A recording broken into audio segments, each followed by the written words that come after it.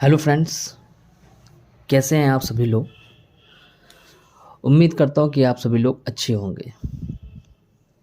आज हम लोग ऑर्गेनिक केमिस्ट्री का एक नया चैप्टर स्टार्ट करने जा रहे हैं, दैट इज़ हाइड्रोकार्बन।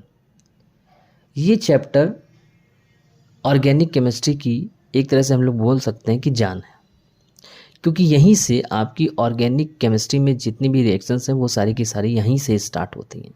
ये बेस देता है आपको हर एक ऑर्गेनिक रिएक्शन का।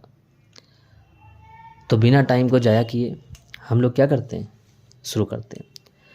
तो जैसे कि आप लोग को नेम से ही समझ में आ रहा है, हाइड्रोकार्बन।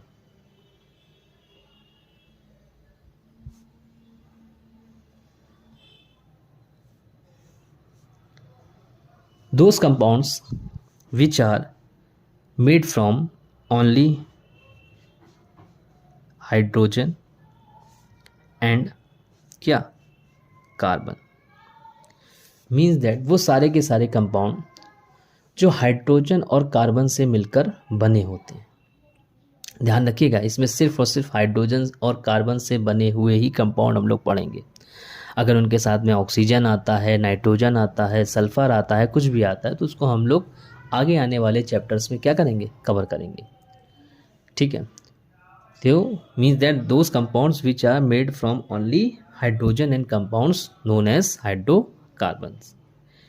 अब अगर हम इसका क्लासिफिकेशन देखें तो according to classification of hydrocarbon we can classified into two categories. कौन कौन सा?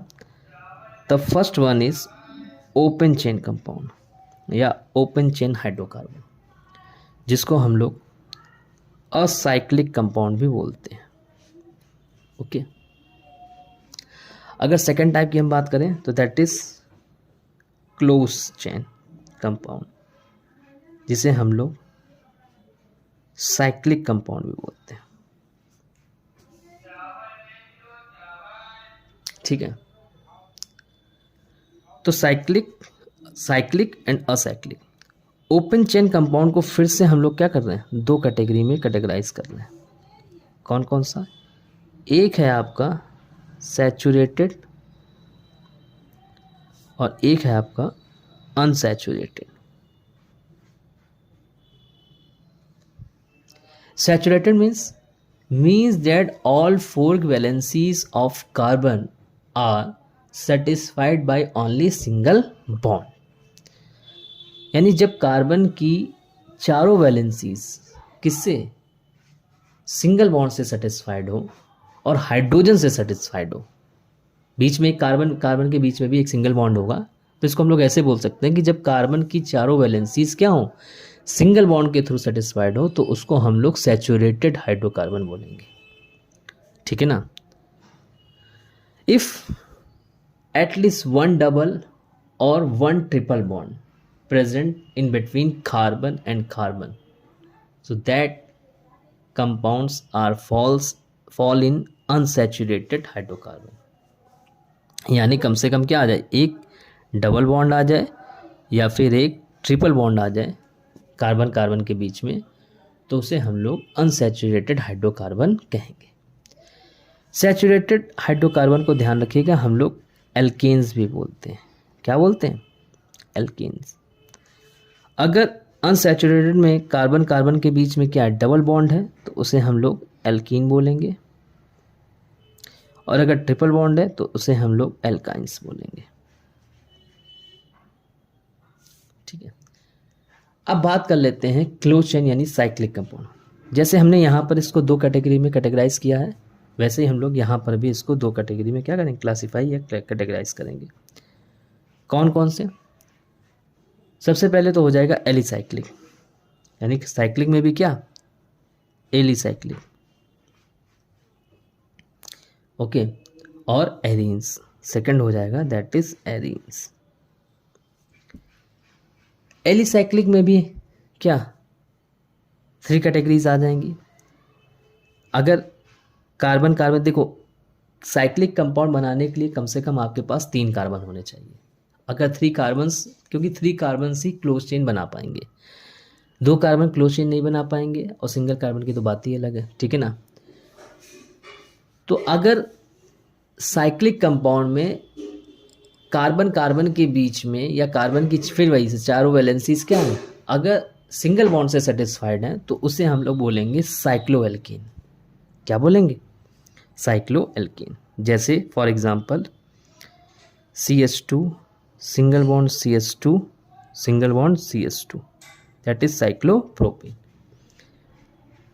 अब यहीं पर अगर क्या आ जाए, एक डबल बॉन्ड आ जाए, तो इसको ऐसे देखो जैसे CH double bond CH single bond CH2 single bond CH2, तो ये हो गया साइक्लोप्रोपीन। क्या हो गया? लेकिन इसमें एक फिर हम लोग एग्जांपल देख सकते हैं, जैसे C triple bond CH2 C, ठीक है, सिंगल बॉन्ड, तो ये हो गया साइक्लोप्रोपाइन। ठीक है ना? तो दोनों साइक्लोएल्केन, साइक्लोएल्कीन और साइक्लोएल्काइन। ठीक है, तो ये तीनों आएंगे एलिसाइक्लिक में। एरीन्स में यानी जितने हमारे एरोमेटिक हाइड्रोकार्बन हैं, जितने हमारे क्या एरोमेटिक हाइड्रोकार्बन हैं, वो सारे के सारे एरीन्स में आएंगे। एरोमेटिक हाइड्रोकार्बन आपको पता होगा, aromatic hydrocarbon means at least 6 carbon atom, यानी कम से कम क्या हो, 6 कार्बन एटम हो और वो क्लोज चेन में हो और अल्टरनेट पोजीशन पे उनके क्या हो, डबल बॉन्ड हो, तो उसे हम लोग बोलेंगे एरीन्स। तो इसका जैसे सबसे फर्स्ट कंपाउंड है दैट इज बेंजीन। ठीक है ना? तो बेंजीन आ जाएगा क्योंकि एटलीस्ट क्या है, 6 कार्बन एटम है और अल्टरनेट पोजीशन पर क्या है, डबल बॉन्ड। ठीक है, ये आ जाएगा। इसमें क्या आ जाएगा, ये टॉल्वीन, टॉल्वीन भी हमारा हाइड्रोकार्बन है। देखिए क्या है, वही है, रिंग चेन है, बेंजीन रिंग है, और क्या बेंजीन रिंग में क्या है, एक CH3 ग्रुप लगा हुआ है। ठीक है ना? तो ये भी हमारा क्या है, एरोमेटिक हाइड्रोकार्बन है। ये तो सिंगल बेंजीन रिंग वाला हो गया। अगर डबल बेंजीन रिंग आ जाए, जैसे ये,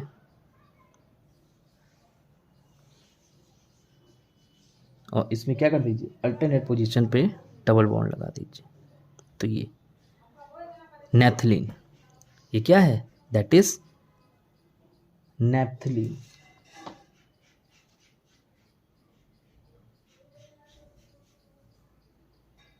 ठीक है, अब 3 बेंजीन रिंग आ जाए तो इस तरह से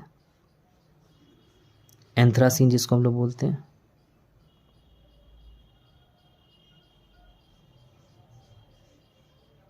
ठीक है ना, इसे हम लोग बोलते हैं एंथ्रासीन। तो एंथ्रासीन भी आपका क्या है, हाइड्रोकार्बन है, क्योंकि यहाँ पे सिर्फ और सिर्फ क्या है, हाइड्रोजन और कार्बन ही प्रेजेंट है। ये तो ये हम लोगों ने क्लासिफिकेशन देखा किसका, एरोमेटिक हाइड्रोकार्बन का। तो ये हमने आपको पूरी तरह से हमने आपको क्लासिफिकेशन बताया। ओपन चेन यानी असाइक्लिक हाइड्रोकार्बन, क्लोज चेन यानी साइक्लिक हाइड्रोकार्बन। ओपन चेन में फिर से हमने 2 तरह से इसको कैटेगराइज किया था, सैचुरेटेड एंड अनसैचुरेटेड, जिसमें हमारे एल्केन्स, एल्कीन्स, एल्काइंस आते हैं। और क्लोज चेन में भी हमने आपको 2 क्लासिफिकेशन बताया था, एलिसाइक्लिक और एरीन्स। एलिसाइक्लिक में यानी एरोमेटिक्स के अलावा जितने भी हाइड्रोकार्बन होते हैं वो सारे के सारे हमारे किस में आएंगे, एलिसाइक्लिक में आएंगे। जैसे साइक्लोप्रोपीन हमने एग्जांपल दिया था कि इसमें साइक्लोएल्केन भी होगा, साइक्लोएल्कीन भी होगा, साइक्लोएल्काइन भी होगा। और एरीन्स में अगर बात करें तो जितने हमारे एरोमेटिक हाइड्रोकार्बन होते हैं वो सारे के सारे आपके एरीन्स में आएंगे। ठीक है ना? एरोमेटिक में जैसे बेंजीन हो गया, टॉल्वीन हो गया, यानी जिसमें सिर्फ और सिर्फ हाइड्रोकार्बन यानी कार्बन और हाइड्रोजन प्रेजेंट हो, वो सारे के सारे इसमें आपके आएंगे। तो ये हम लोगों ने क्लासिफिकेशन देखा। ठीक है, अब इसके बाद हम लोग देखने जा रहे हैं, इसके बाद हम लोग देखेंगे कि हर एक टाइप के हाइड्रोकार्बन को अब हम लोग पूरे एक्सप्लेन मतलब ब्रॉड तरीके से हम लोग देखेंगे। जैसे फॉर एग्जांपल अब हम लोग देखने जा रहे हैं एल्केन्स के विषय में। एल्केन, देखिए एल्केन्स को हमने 2 जगह पढ़ा था। एक तो हमने आप लोगों का किस में पढ़ा था, ये सैचुरेटेड वाले में, यानी ओपन चेन कंपाउंड में अगर सैचुरेटेड हाइड्रोकार्बन है तो फिर वो एल्केन बोला जाएगा, और अगर क्लोज चेन वाले कंपाउंड में भी अगर वो क्या है, सैचुरेटेड है, तो उसको हम लोग साइक्लोएल्केन बोलेंगे। यानी अगर हम सिर्फ ओपन चेन वाले एल्केन की बात करें, यानी जो एल्केन्स हमारे ओपन चेन कंपाउंड में आते हैं, अगर उनकी बात करें तो alkanes means formula, general formula इसका CnH2n+2। This is the general formula of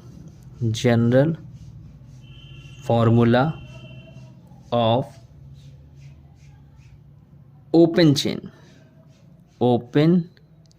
chain alkane. Okay, यहीं पे अगर हम n की वैल्यू रखें 1 तो CH4 दैट इज मीथेन, क्या मिला, मीथेन। n की वैल्यू अगर हम 2 रखें यहाँ पर 2, ठीक है, तो कंपाउंड मिलेगा C2H6 that is ethane. n की वैल्यू अगर हम यहाँ पर 3 रखें तो C3H8 that is propane. n की वैल्यू ऐसी तरह हम रखते जाएंगे तो हमें इसकी क्या मिलेगी, ये जो हमें कंपाउंड्स मिल रहे हैं ये होगा ब्यूटेन। तो हमें जो ये कंपाउंड्स मिल रहे हैं इनको हम लोग बोलते हैं होमोलॉगस सीरीज, और किसकी, ऑफ एल्केन, ठीक है, होमोलॉगस सीरीज ऑफ एल्केन। इसी तरह हमको ये कंपाउंड मिलते जाएंगे, ठीक है। अब अगर हम क्लोज, तो ये जो होमोलॉगस सीरीज है इसको थोड़ा सा यहाँ पर देख लेते हैं। होमोलॉगस सीरीज मीन्स दैट ये किसी एक स्पेसिफाइड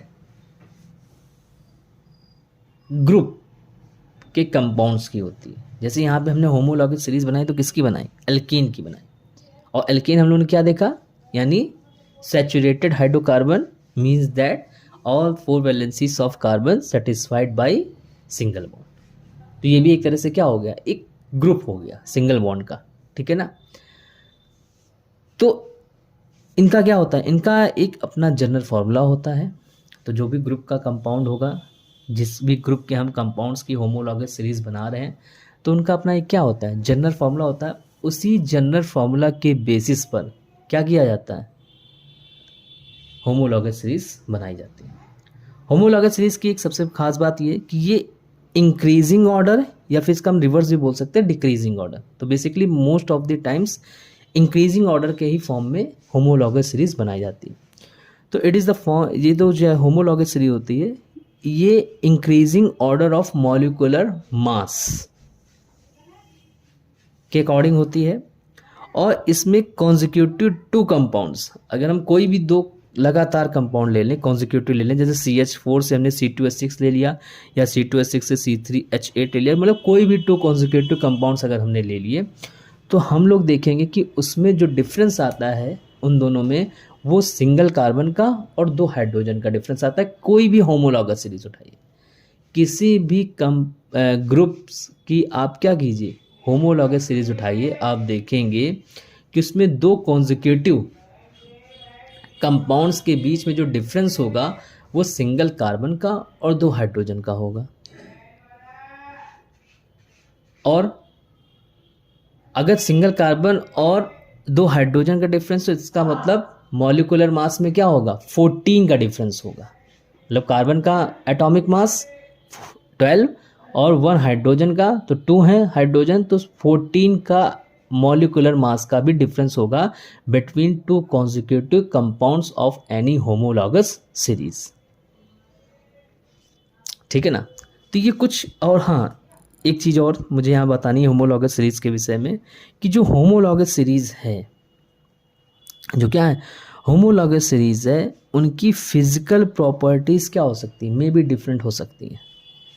फिजिकल प्रॉपर्टीज़ क्या हो सकती है, डिफरेंट हो सकती हैं, but most of the chemical properties are similar. मतलब कहने का मीन्स मेरा ये है कि होमोलॉगस सीरीज के जितने कंपाउंड्स होंगे उन सब की सब क्या होगी, फिजिकल प्रॉपर्टीज़ में डिफरेंस हो सकता है, but chemical properties most of the क्या होंगी, सिमिलर होंगी।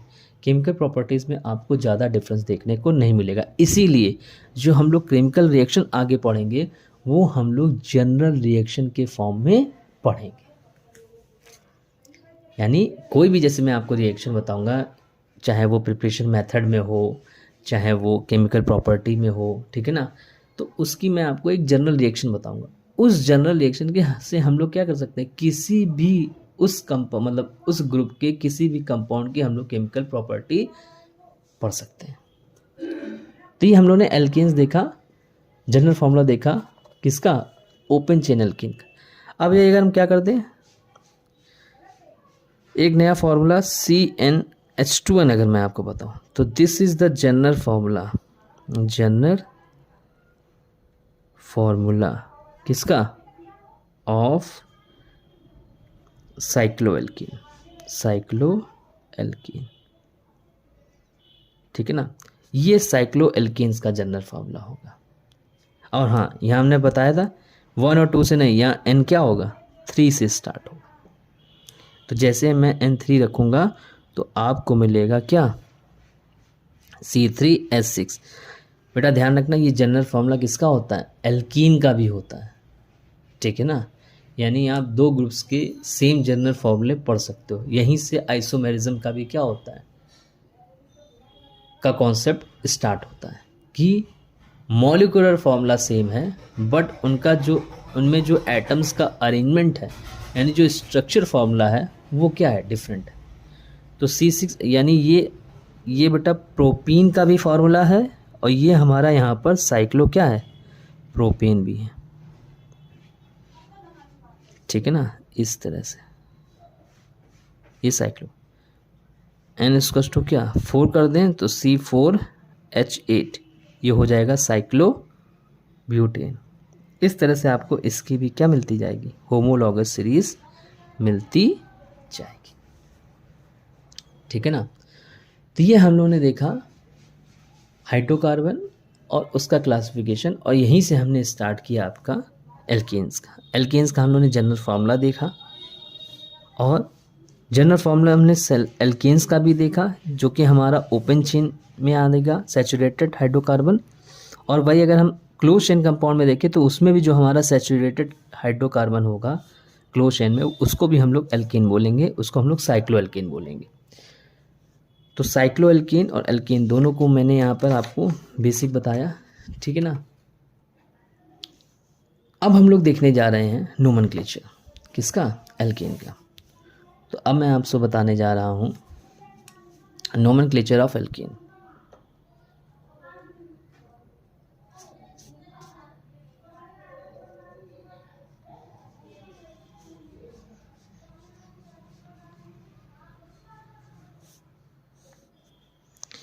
देखिए बेटा, एल्केन का जो नोमेनक्लेचर है वो बहुत ही सिंपल है, ठीक है ना। आपको इसमें कुछ नहीं करना है। अगर कोई साइड चेन है, ठीक है ना, तो सबसे पहले तो हम क्या, देखिए नोमेनक्लेचर वाला मैंने आपको वीडियो मैं अभी आपको बना के उसका नोमेनक्लेचर का और आइसोमेरिज्म का और मैकेनिज्म का बिल्कुल अलग वीडियो बनाकर डालूंगा, क्योंकि वो टॉपिक बहुत ही क्या है, इम्पॉर्टेंट है, और उनको ब्रीफली समझाना कोई मेरे ख्याल से समझता हूँ कि ईजी नहीं होगा, तो उसको पूरा हमें ब्रॉड वे में देखना पड़ेगा, ठीक है ना। तो जैसे कि आप लोग IUPAC कैसे लिखते हैं, तो मैं सबसे पहले बताता हूँ। आप लोग क्या लिखते हैं, आप लोग पोजीशन लिखते हैं। क्या लिखते हैं, पोजीशन किसकी, पोजीशन ऑफ साइड चेन। पहले आप लोग पोजीशन लिखते हैं किसकी, साइड चेन की। फिर उसके बाद हम लोग क्या करते हैं, कॉमा लगाते हैं, या हाइफन लगाते हैं पहले, ठीक है ना। हाइफन लगाने के बाद क्या देखते हैं, क्या लिखते हैं हम लोग लिखते हैं नेम किसका, ऑफ साइड चेन का नेम लिखते हैं, फिर कॉमा लगाते हैं, फिर क्या लिखते हैं, root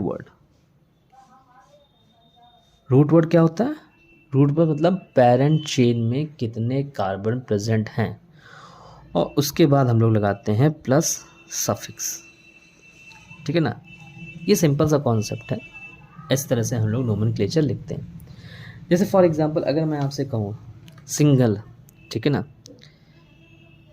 CS3 CS2 CS2 CS3, ठीक है ना, तो कितने कार्बन है बेटा, कोई साइड चेन वगैरह नहीं है, स्ट्रेट चेन है, तो यानी this is butane, this is what, butane, ठीक है ना। और कैसा कोई भी नहीं तो इसको हम लोग एन ब्यूटेन, एन मतलब नॉर्मल ब्यूटेन। अब जैसे suppose that CS3 CH, CS3 और CS3, इसकी अगर हम लोग बात करें तो देखिए इसमें ये तो क्या हो गई, पैरेंट चेन हो गई, ये ले लीजिए चाहे ये ले लीजिए, कोई भी ले लीजिए। जब भी कभी सेम कार्बन आया करें कोई भी पैरेंट चेन में तो कोशिश किया करिए कि आप लोग स्ट्रेट चेन लें, क्योंकि स्ट्रेट चेन से हमें नंबरिंग और साइड चेन की पोजीशन निकालने में बहुत ईजी हो जाता है। तो अगर हम लोग ये क्या कर लें, पैरेंट चेन ले लें, तो ये हमारी क्या हो जाएगी, साइड चेन। वैसे मैं आपको यहाँ पर एक चीज़ और बताऊँगा कि अगर किसी कार्बन के तीनों तरफ क्या है, कार्बन है और एक तरफ हाइड्रोजन है, तो इसको हम लोग बोलते हैं सेकेंडरी पोजीशन। क्या बोलते हैं, तो दिस इज सेकेंडरी पोजीशन। तो वैसे 2 कार्बन वाली होती है, यहाँ इसको हम लोग बोलेंगे आइसो पोजीशन। अगर जब नेमिंग में हम लोग आएंगे तो इसको बोलेंगे iso, that is iso butane. ये क्या है, आइसो ब्यूटेन, ठीक है। अगर हम लोग इसका, तो ये हमारी एक्चुअली में ये IUPAC नहीं, दिस इज ट्राइवियल फॉर्म। ये क्या है, ये हमारा ट्राइवियल फॉर्म है, this is trivial naming, trivial naming या कॉमन नेमिंग, आइसोब्यूटेन। लेकिन अगर हम इसे IUPAC लिखनी है तो 1 2 3 या 1 2 3 कुछ भी कर लीजिए, तो 2 मेथाइल, 2 क्या, मेथाइल, ठीक है ना, 2 मेथाइल क्या है, प्रोपेन, प्रोपेन, ये हमारी IUPAC है, ठीक है ना। तो इसका मतलब ये हुआ कि हमें ट्राइवियल नेमिंग और IUPAC दोनों में हमें पढ़ना है। आइसोब्यूटेन ट्राइवियल में है और क्या है, 2 मेथाइल प्रोपेन ये IUPAC में। जैसे एक और पोजीशन हम लोग यहाँ पर देखेंगे, जैसे CS3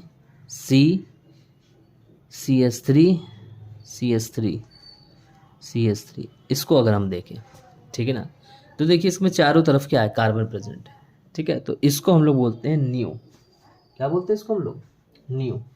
तो that is neo pentane, neo pentane, this is trivial naming, this is what, trivial naming, ठीक है। और अगर हम इसकी IUPAC करें तो ये हमारी क्या हो गई, ये ले लीजिए चाहे ये ले लीजिए, तो कोई भी ले लीजिए, ठीक है ना। तो अगर हमने ये ली है इसकी क्या, चेन, पैरेंट चेन, तो ये हमारी क्या हो गई, साइड चेन हो गई। और क्या 1 2 सेकेंड कार्बन पे है तो 2, ये भी है तो 2, तो इसका एक बार 2 और इसका एक बार 2, 2 और कितने हो गए, 2 हैं, तो 2 को बोलेंगे डाई। और क्या है, CS3 है तो मेथाइल प्रोपेन, प्रोपेन, तो 2, 2 डाई मेथाइल प्रोपेन, ये हमारा क्या है, दिस इज IUPAC, ये हमारी IUPAC है, ठीक है। जैसे एक चीज़ बताइए, इसकी नेमिंग आप लोग बताइएगा, CS3 CH CS3 CS2 CS3, इसकी ट्राइवियल नेमिंग और आपको IUPAC दोनों नेमिंग आपको यहाँ पर बतानी है, ठीक है ना। तो ये हम लोगों ने देखा नोमेनक्लेचर, इसके अलावा और कोई एल्केन में नोमेनक्लेचर बनता नहीं, ठीक है ना। अब क्लोरो फ्लोरो आगे कुछ आ जाता है तो वो अलग है, तो वो हाइड्रोकार्बन बेटा कंसीडर नहीं होगा, ठीक है ना। यहाँ पर सिर्फ हम लोग हाइड्रोकार्बन में एल्केन की नेमिंग देख रहे हैं, तो उसमें सिर्फ और सिर्फ इसकी इतनी ही नेमिंग का कॉन्सेप्ट बनता है, ठीक है। अब इसके बाद अगर हम बात करें IUPAC की, क्या बात करें, IUPAC तो सॉरी हो गया। अब इसके बाद हम लोग बात करने जा रहे हैं आइसोमेरिज्म की, आइसोमेरिज्म इन एल्केन्स, एल्केन में कौन कौन सी आइसोमेरिज्म होगी, ठीक है। तो एल्केन में सबसे पहले ध्यान रखना, एल्केन में सबसे पहले ध्यान रखना क्या होगा, सबसे पहले आपकी चेन आइसोमेरिज्म होगी, सबसे पहले क्या होगी, चेन आइसोमेरिज्म। अब देखिए चेन आइसोमेरिज्म क्या होती है। चेन आइसोमेरिज्म, अगर हम लोग चेन आइसोमेरिज्म की बात करें तो चेन आइसोमेरिज्म होने के लिए एल्केन की सिचुएशन में आपके पास कम से कम क्या होने चाहिए, 4 कार्बन एटम होने चाहिए। अगर 4 कार्बन एटम है तो ही वो एल्केन क्या करेगा, चेन आइसोमेरिज्म शो करेगा, वरना वो चेन आइसोमेरिज्म शो नहीं करेगा। जैसे C4H10 की बात करूं तो C4H10 CH3 CH2 CH2 CH3, this is N-ब्यूटेन। ये क्या हो जाएगा, इसको हम लोग बेटा ऐसे भी लिख सकते हैं CH3 CH CH3 और CH3, ये हो जाएगा आइसोब्यूटेन। क्या हो जाएगा,